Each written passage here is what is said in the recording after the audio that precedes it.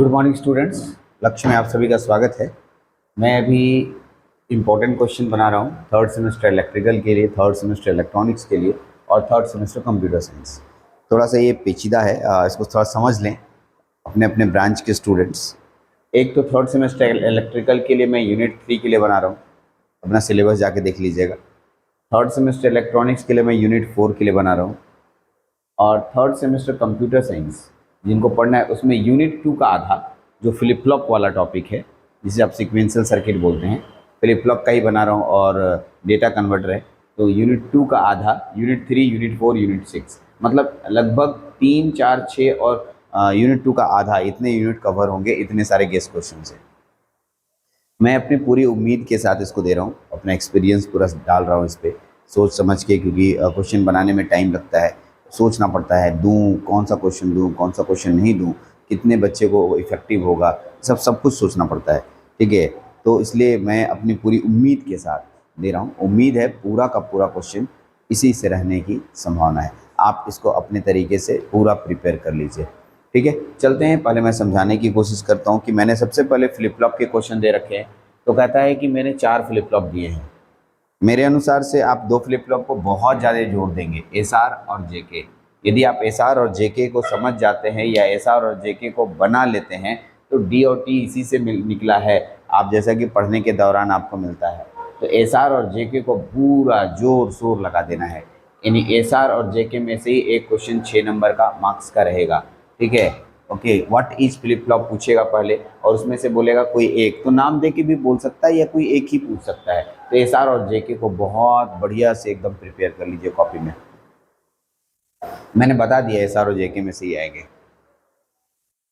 अब देखिए what is shift register, shift register किसे कहते हैं, और आपके पास कुल मिला के 4 शिफ्ट रजिस्टर मैंने बताया था, सीसो, सीपो, पीपो, पीसो। तो मैंने 3 में से किसी एक को पढ़ने के लिए कह रहा हूँ, तीनों में से किसी एक। लेकिन पीसो एक अलग सर्किट है, पीसो थोड़ा सा बड़ा है, उसको अलग तरीके से पढ़िए। मैंने उसका समझाया भी है कैसे डेटा इन होता है, कैसे डेटा आउट होता है।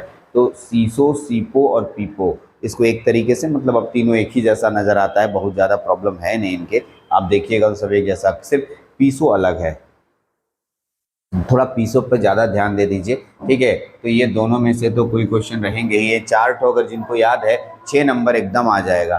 ठीक है, ये और ये एकदम चारों में से 6 मार्क्स है। ये दोनों में से 6 मार्क्स आ जाएंगे, इन चारों में से 6 मार्क्स आ जाएंगे। अगर मेरे को ऐसा, हमारे समय में हमको ऐसा कोई बताया होता ना, तो मैं तो पूरा रट ही जाता। सर 4 बता रहे, 4 में एक आएगा तो कौन नहीं रट लेता, आराम से पूरा रट लूँगा। ठीक है, ऐसे चुन के कोई बताता कि इन चारों में से कोई एक आ जाएगा, मैं आपको बता रहा हूँ इन चारों में से कौन, सीसो, सीपो, पीपो और पीसो में से एक आ जाएगा। एसआर और जेके में से कोई एक आ जाएगा, तो मैं एसआर और जेके को चाट जाता, 2 बार 3 बार नहीं 4 बार नहीं, कॉपी में लिख लिख के बना लेता। चलिए आइए एक्सप्लेन, आइए हो गया यहाँ तक। फिर आइए काउंटर में आएगा। काउंटर 2 तरह के पढ़ाए गए हैं, एक है सिंक्रोनस और एसिंक्रोनस। ठीक है, तो एसिंक्रोनस में देखिए मैंने क्या लिखा है, 3 बिट 4 बिट ट्रिपल काउंटर। अगर मैं 3 बिट 4 बिट जानता हूँ तो 2 बिट भी जानता हूँ। ठीक है, इस तरह के नाम करके भी आ सकते हैं या मॉड करके भी आ सकता है। तो अगर रिपल काउंटर अगर पूछता है या एसिंक्रोनस पूछता है, एक ही बात है। तो आप इसका सर्किट डायग्राम डिज़ाइन कीजिए और कैसे ऑपरेट होता है ट्रूथ टेबल के साथ, वो पूरा डिज़ाइन करना है। मॉड 9 और डिकेड काउंटर। मॉड 9 इसी को डिकेड बोलते हैं या कहीं कहीं मॉड के नाम से जानते हैं। यदि मॉड क्यों आता है ये बताया था मैंने, जितने क्लॉक पल्सेस गिनेंगे, ठीक है, जितना तक गिनेगा, ठीक है, मॉड 10 काउंटर होगा ना जी। ओके, डिकेड काउंटर 0 से लेकर 10 तक गिनता है, 10 क्लॉक पल्सेस मॉड 10 काउंटर होगा। ठीक है, इसी को डिकेड काउंटर ही बोलते हैं, मेरे से मिस्टेक हो गया। मॉड 10 या डिकेड काउंटर को आपको एक्सप्लेन करना है। आइए फिर, ये तो क्योंकि सिंक्रोनस एसिंक्रोनस हुए लोग, रिपल में बनाने के लिए मैंने बोला है, लेकिन सिंक्रोनस से भी पूछ सकता है।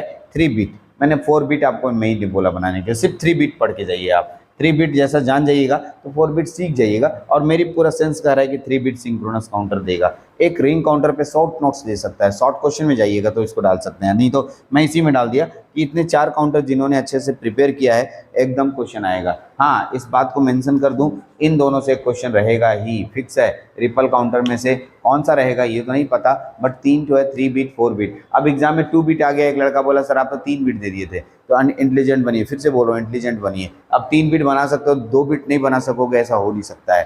ठीक है, सिर्फ फ्लिप फ्लॉप की संख्या कम हो जाएगी।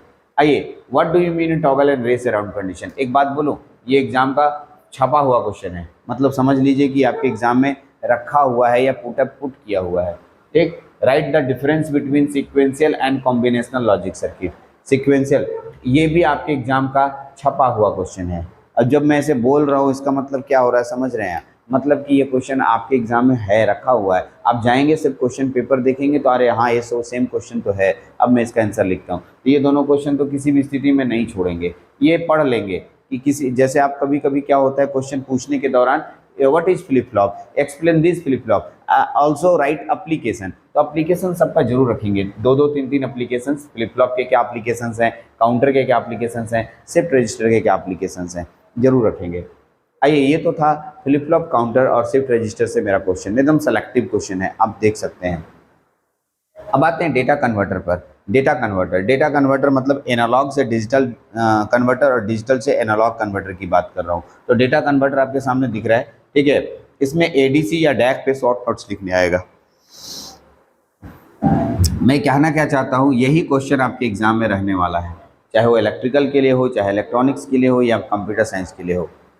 कंप्यूटर साइंस को थोड़ा ज़्यादा है, लेकिन मैं एक बात कहूँ, इलेक्ट्रिकल और इलेक्ट्रॉनिक्स के लिए यही क्वेश्चन रहेगा, शॉर्ट नोट्स ही देंगे। वो टाइप्स पे नहीं जा रहे हैं, मैं क्लियर बोल रहा हूँ, टाइप्स पे नहीं जा रहे हैं, लेकिन हम सिक्योर जोन में रहेंगे। आपको बता दूं, ये R2R लैडर और वेटेड रजिस्टर टाइप डैक अच्छे से कर लेना है आपको। अगर आपको इसमें प्रॉब्लम होती है तो आपको सेकेंड सेमेस्टर के मदद लेने के लिए कहूँगा। सेकेंड सेमेस्टर में आपने ओपैम पढ़ा था, यदि ओपैम जानते हैं तो ये तुरंत बन जाएगा, नहीं जानते हैं तो थोड़ा परेशानी होगा। तो मैंने तो ऐसे बोल दिया कि 1 नंबर पूरा इंपॉर्टेंट है, लेकिन कंप्यूटर साइंस के लिए 1 नंबर, 2 नंबर और 3 नंबर, कंप्यूटर साइंस के लिए 1 नंबर, 2 नंबर और 3 नंबर पूरा इंपॉर्टेंट है।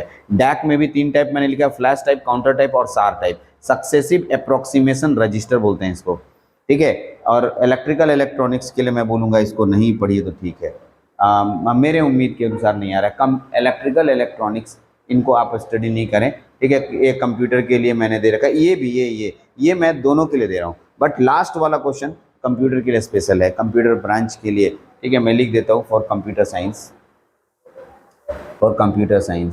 कंप्यूटर साइंस के लिए ये वाला क्वेश्चन इंपॉर्टेंट है, जो कि बाकी सारे हैं बट कंप्यूटर साइंस का सिलेबस थोड़ा बड़ा है उन लोगों से, तो इसलिए उन लोगों को मैं एक्स्ट्रा क्वेश्चन दे रहा हूँ। तो इस तरीके से मैंने एक छोटा सा इस टॉपिक पे मैंने आपको रिव्यू दिया कि कैसे आप इस टॉपिक में अपना मतलब तरीके से स्टडी करेंगे।